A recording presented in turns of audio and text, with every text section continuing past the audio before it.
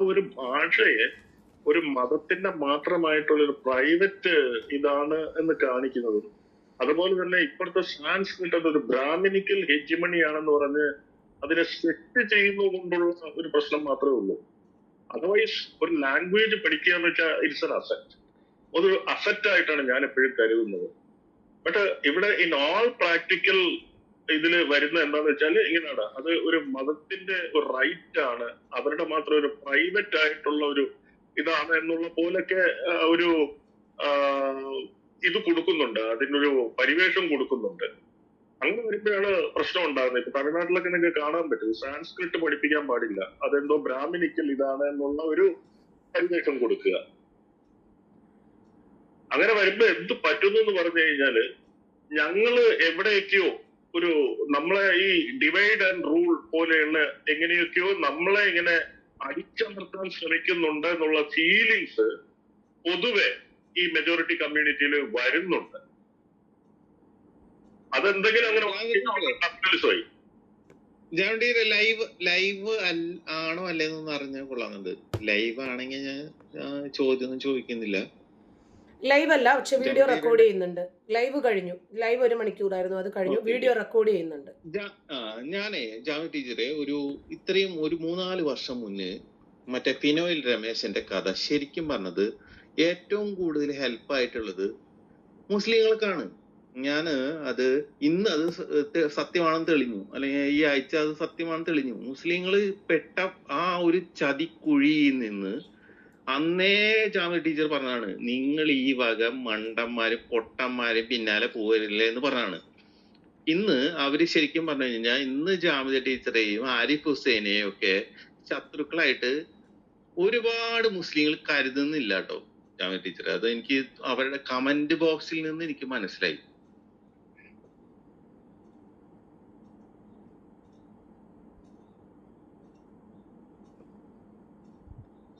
അത് പറഞ്ഞപ്പോഴാണ് കേട്ടോ, അത് അടിപൊളിയായി.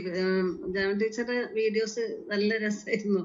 ഫിനോയിൽ രമേശ് അയാൾക്ക് എന്താ പറ്റിയേ? അയാളെല്ലാം മരുന്ന് മാറിക്കഴിച്ച അയാളെ തൊട്ടത് ഈ കോയമാരിനെ കുറ്റം പറയണത്. അതുവരെ ഭയങ്കര കോയ അനുകൂലനായ ഒരു ആസാമി, ഈ ആസാമിക്ക് എന്താ പറ്റിയെന്ന് എനിക്ക് മനസ്സിലായില്ല. എന്താ ആള് ഇങ്ങനെയൊക്കെ പറയണേ? ടീച്ചറുടെ വീഡിയോ എന്തായാലും അത് അടിപൊളിയായി. കണ്ടു ചിരിച്ചിരിച്ച് ഒരു വിധമായത്. ഒരു 4-5 വർഷങ്ങൾക്ക് മുമ്പ് ഇയാള് എനിക്കെതിരെ ഒരു വീഡിയോ ചെയ്തു. അന്ന് നമ്മളൊക്കെ സോഷ്യൽ മീഡിയയിൽ വളരെ കത്തി കയറി വന്നുകൊണ്ടിരിക്കുന്ന ഒരു സമയമാണ്. ഒരുപാട് യൂട്യൂബർമാരൊന്നും ഈ മേഖലയിലില്ലാത്ത ഒരു സമയമായിരുന്നു, 2019-2020. അപ്പോൾ ഇയാള് ഒരു ദിവസം എനിക്കെതിരെ ഒരു വീഡിയോ ചെയ്തു. ഞാൻ ഇതൊന്നും നോക്കാറില്ല, അപ്പോൾ ഒരാൾ എനിക്കിങ്ങനെ ഇട്ട് തരികയാണ്. അപ്പോൾ അതിനകത്ത് എന്നെ ഇയാൾ അറഞ്ചം പുറഞ്ചം തെറി പറയുക.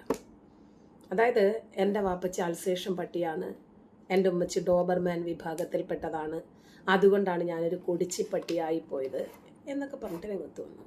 അപ്പോൾ അതിന് അവൻ്റെ തന്തയും തള്ളയൊക്കെ പറഞ്ഞിട്ട് ഞാൻ നല്ലൊരു വീഡിയോ അങ്ങോട്ട് ചെയ്തു. അപ്പോൾ എനിക്ക് പറയാനൊരു തന്തയുണ്ട് തള്ളയുണ്ട് നിനക്കോടാന്നൊക്കെ ചോദിച്ചിട്ട്. അപ്പോൾ ഇവൻ എനിക്കെതിരെ രംഗത്ത് വന്നല്ലോ. അപ്പോഴത്തേക്കിനും മുസ്ലിങ്ങളെല്ലാം കൂടി ഇയാളെ അങ്ങോട്ട് പൊക്കി വെച്ചു. പറസ്വാമി, നല്ല നാലവക്ക് കൊടുസ്വാമി, ഇത് ഇയാൾ തന്നെ പറയുന്നുണ്ട് അതിനകത്ത് എന്ന് പറഞ്ഞു. അത് കണ്ട് അടുത്ത വീഡിയോയുമായിട്ട് അയാൾ വന്നു. അതിന് അയാൾക്ക് 1,00,000 വ്യൂസ് ഉണ്ട്. അപ്പോൾ എന്നെ ചീത്ത പറഞ്ഞിട്ട് അടുത്ത വീഡിയോയുമായിട്ട് ഇയാൾ വന്നു. ജാമിദ ടീച്ചറെ, നിങ്ങളോട് സ്നേഹം കൊണ്ട് പറയാണ്, ഒരു പുരുഷന്റെ കൂടെ കിടന്നാൽ തീരാവുന്ന വിഷയമേ നിങ്ങൾക്കുള്ളൂ, അത്രമാത്രം പ്രശ്നമേ നിങ്ങൾക്കുള്ളൂ, അല്ലാതെ അതൊന്നും ഇസ്ലാമിൻ്റെ മേലെ കുതിര കയറണ്ടെന്നൊക്കെ പറഞ്ഞിട്ട് വന്നു. അപ്പോൾ ഇത് ഞാനിങ്ങനെ കേട്ടുകൊണ്ടിരുന്ന സമയത്ത് ഇക്ക അത് കേൾക്കാണ്. അപ്പോൾ ഇക്ക പെട്ടെന്ന് ടീഷർട്ടൊക്കെ ഇട്ടിട്ട് ഞാൻ കൊടുക്കാം മറുപടി എന്ന് പറഞ്ഞിട്ട് ഇക്ക വന്ന് ഇവിടെ ഇരുന്നിട്ട് അയാളെ ഫോണിൽ വിളിച്ചു. അപ്പോൾ ഹലോ ബ്രഹ്മസ്വാമി അല്ലേ എന്ന് ചോദിച്ചു. അതെ, ഞാൻ ജാമിദ ടീച്ചറിൻ്റെ ഭർത്താവാണ്. അല്ല, നിങ്ങൾ പറയുന്നുണ്ടായിരുന്നല്ലോ ഒരു ആണിൻ്റെ കൂടെ കിടന്നാൽ മതിയായിരുന്നു, സുഖം കിട്ടും, എന്നാൽ പ്രശ്നങ്ങളൊക്കെ മാറുമെന്ന് പറയുന്നുണ്ടായിരുന്നല്ലോ, നിങ്ങൾ എന്താ ഉദ്ദേശിച്ചത്? ടീച്ചർ കല്യാണം കഴിഞ്ഞ് ഞങ്ങൾക്ക് 4 മക്കളും ഉണ്ട്, ഞങ്ങൾ കുടുംബമായിട്ട് തന്നെയാണ് ജീവിക്കുന്നത്, മേലാൽ ഇമാതിരത്തെ മാടിത്തരവും വേഷം കൊണ്ട് വരരുത് കേട്ടല്ലട നാറി എന്നൊക്കെ പറഞ്ഞിട്ട് ഇക്ക ഇങ്ങനെ സംസാരിച്ചിട്ടുണ്ടെങ്കിൽ, അയ്യോ ഞാനത് അറിഞ്ഞിട്ടില്ല, എന്നോട് പറഞ്ഞു തന്നവർ കല്യാണം കഴിഞ്ഞൊന്നും പറഞ്ഞു തന്നിട്ടുണ്ടായിരുന്നില്ല എന്ന് പറഞ്ഞു. അപ്പോൾ ഈ ആൾ പറഞ്ഞത് ഞങ്ങളത് റെക്കോർഡ് ചെയ്തു. അത് പിന്നീട് ഞങ്ങളത് ലൈവിൽ കാണിക്കുകയും ചെയ്തു. ലൈവായിട്ട് ഇരുന്നിട്ടാണ് വിളിക്കുന്നത്. പിന്നീട് ഇയാൾ എനിക്കെതിരെ അങ്ങനെ ഇങ്ങനെ ഒന്നും വന്നിട്ടില്ല. പിന്നീട് ഇയാൾ മാപ്പൊക്കെ പറഞ്ഞിട്ട് വീഡിയോ ഒക്കെ ചെയ്തെന്ന് തോന്നി. ഞാൻ ആ ഭാഗത്തേക്കൊന്നും പോയിട്ടില്ല. അന്ന് തന്നെ ഞാനൊരു വീഡിയോ ചെയ്തിരുന്നു. ഇത് വിനാശകാലേ വിപരീത ബുദ്ധി എന്ന് പറയുന്നത് പോലെ ഇത് നിങ്ങൾക്കെതിരെയാകും, നോക്കിക്കോന്ന്. ഇനി എന്തുകൊണ്ടാണ് എന്ന് സിസ്റ്റർ ഞാൻ പറഞ്ഞുതരാം. ഇപ്പോൾ സുപ്രു എന്നെ സഹായിക്കുന്നു എന്ന് വിചാരിച്ചോ. സുപ്രു ഞാനും സുഹൃത്തുക്കളാണ്. അപ്പോൾ സുപ്രു എന്നോട് പറയാണ്, സുപ്രു നല്ല ഒരു ഹിന്ദുത്വവാദിയാണ്, ഞാനാണെങ്കിലോ ഒരു ലിബറൽ ആശയക്കാരിയും മതരഹിതയുമാണ്. അപ്പോൾ സുപ്രു എനിക്ക് 5 ലക്ഷം രൂപ തരുന്നു. അത് കഴിയുമ്പോൾ ഒരു 3 ലക്ഷം രൂപയും കൂടെ തരുന്നു. പിന്നീട് 2 ലക്ഷം രൂപയും കൂടെ തരുന്നു. അപ്പോൾ എനിക്ക് മനസ്സിലായി ഇതൊരു കൃഷിയാണെന്ന്. പിന്നീട് ഞാൻ സുപ്രു പറയുന്നതെല്ലാം ശരിയാണ്, അതെ അത് തന്നെയാണ് ശരി, അതെ അത് തന്നെയാണ് ശരി, അല്ല മുയലിന് 3 കൊമ്പ്, അതെ 3 കൊമ്പ്, അത് തന്നെയാണ് ശരി. അങ്ങനെ പറഞ്ഞ് പറഞ്ഞ് പറഞ്ഞ് പറഞ്ഞ് വരുമ്പോൾ പിന്നീട് എനിക്കൊരു വീട് വേണം, വീടായി, സ്ഥലമായി, എല്ലാമായി. പിന്നീട് സുപ്രുവും കൂട്ടുകാരും എല്ലാം കൂടെ ആ വീട്ടിലേക്ക് കയറി വരിക. കാരണം അവർ വാങ്ങിത്തന്ന വീടാണല്ലോ, എനിക്കൊന്നും പറയാനും പറ്റുന്നില്ല.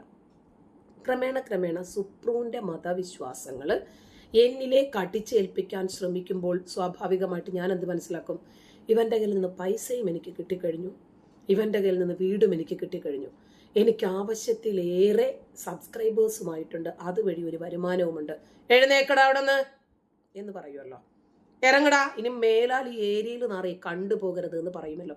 അതുപോലെ ഫിനോയിൽ രമേശിന് വീട് വെച്ചു കൊടുത്ത ആളുകൾ എന്നാൽ പിന്നെ സ്വാമി അറ്റമങ്ങ് കളയല്ലേ, എന്താണെങ്കിലും നിങ്ങൾ തൊപ്പിയിട്ടിട്ടുണ്ട്, അതൊരു വെള്ള വല തൊപ്പി ഇട്ട് കഴിഞ്ഞാൽ എന്താ കുഴപ്പം. അതുകൊണ്ട് സ്വാമിയെ നമ്മുടെ യൂസഫ് അലിയെ കാണിക്കാൻ വേണ്ടിയിട്ട് ഗൾഫിൽ കൊണ്ടുപോകുന്നു, ലക്ഷങ്ങൾ വാരി എറിയുന്നു, വീട് വെച്ച് കൊടുക്കുന്നു, ഫർണിച്ചർ സ്പോൺസർ ചെയ്യുന്നു, ഇത്ര കട്ട സ്പോൺസർ ചെയ്യുന്നു, ടൈല് തടി ഇതെല്ലാം ചെയ്ത് കിട്ടിക്കഴിഞ്ഞപ്പോൾ ആശാന് മനസ്സിലായി ഇനി ഇവന്മാരുടെ ഈറ്റില്ലത്തിൽ നിന്ന് കഴിഞ്ഞാൽ ഉറപ്പായിട്ടും അറ്റം പോകും. നേരെ മറുകണ്ഠം അങ്ങോട്ട് ചാടി.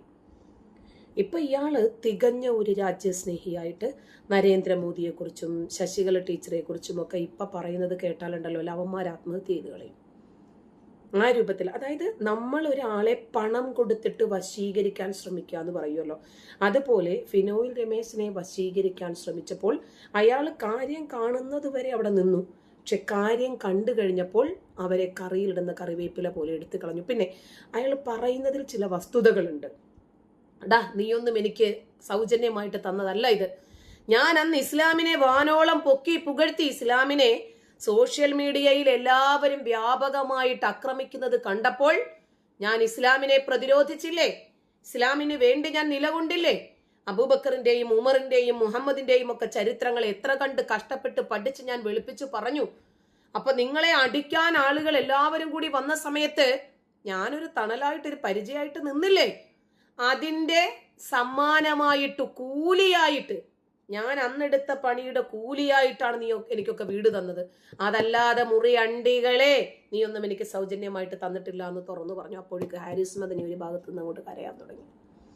കാരണം എന്താ, ഇത് മാത്രം പറഞ്ഞാൽ പോരല്ലോ. അപ്പോഴത്തേക്കിന് വിനാശകാലേ വിപരീത ബുദ്ധി, കാലക്കേടിന് ഫിനോയിൽ രമേശ നേരെ AP കാന്തപുരത്തിന്റെ മുടിവെള്ളത്തിലേക്ക് പോയി.